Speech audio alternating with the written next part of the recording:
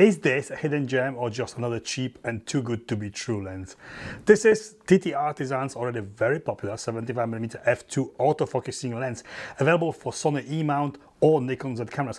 A lens that can certainly create great subject to background separation, and a lens with a focal length that is suitable for a very wide range of shooting scenarios. So what's the catch? There isn't one really. I really wanted to use it, try it in the real world situations after using TTArtisan's amazing 75mm f1.5 manual lens. I was really hoping that this will be a very similar lens optically, but with autofocus. This is not the case here. Totally different lens with the same focal length. Still good, but it produces totally different look. You don't see many 75mm lenses coming out these days. Great focal length if 50mm feels too wide for you, and you can't make 85mm work for you either. Being 75mm allows it to be fairly small. It is a small lens. Also pretty light. But how does it work? First impressions, it is a very solid performance-wise. The autofocus works pretty well, snappy and reliable. It's not the sharpest lens that I have ever used, but it delivers certainly sharp enough results in majority of situations, rather standard for a lens in this class. There's some chromatic aberration visible, some vignetting, and some absolutely wild flaring. Contrast and color are very good even when shooting towards the strong light sources and fighting those crazy flares. The bokeh is smooth, not distracting or busy, a little bit safe and clinical, not swirly and full of character like the 75mm f1.5 lens. Overall, it delivers really nice results, but it lacks distinctive image character, well, apart from those crazy flares. This is not a bad thing, personal preference for sure. What is it good for? First, an obvious use for 75mm will be the portrait photography. f2 will give you enough of that professional look and subject to background separation. Eye tracking works and it is easy to shoot with. Great for street photography. It allows you to shoot from the hip and from the safe distance to not attract attention to yourself. Also, its size makes it a perfect lens choice for just having it with you or for traveling with. Minimum focusing distance is a standard 75cm, good for capturing some good looking close-ups as well. Suitable for video work with autofocus working well, and it is almost silent. There's some creaking sound coming out of it when it's autofocusing, but only barely hearable.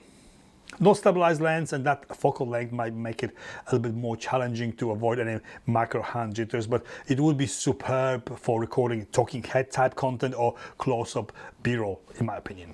Built, very nice size lens, especially for this focal length and this wide aperture. It weighs only approx 330 grams, approx, as the Nikon version is marginally heavier than the Sony. Standard plastic construction externally with metal mount. Wide and really nicely dampened focus ring and the manual aperture ring that feels very plasticky. It is very easy to turn by mistake. Pretty much every time I pick the camera up with this lens on it, I turn the aperture ring by mistake.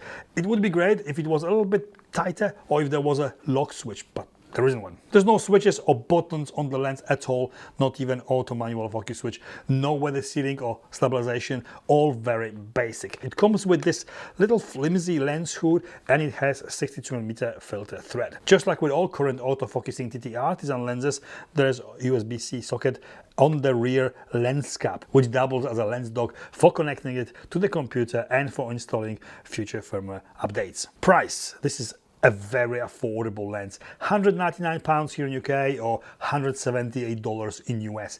This puts it in one of the cheapest lenses available on the market category, but it is not a lens in a totally bottom of the range class. This price makes it affordable and accessible, and to be honest, it's not a bad lens at all. It would be great as a second or third lens in your camera bag, or simply a lens to add to your kit if you already have 35mm, for example. Also a perfect lens to upgrade from a kit lens to or a lens to buy in a spur of the moment. The results it delivers are good, and that makes it really good value for money. Conclusion, this lens has surprised me a little.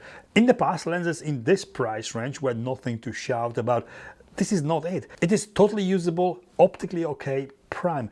The build quality might let it down just a little bit, but what do you expect from a lens under £200 or $200? It is a lens that is fun to shoot with and a tool that you can be creative with. There's a lot of cheap lenses available, but this one is a little bit better than the rest, and I do recommend it. And this is it. Thank you for watching, and I'll see you next time.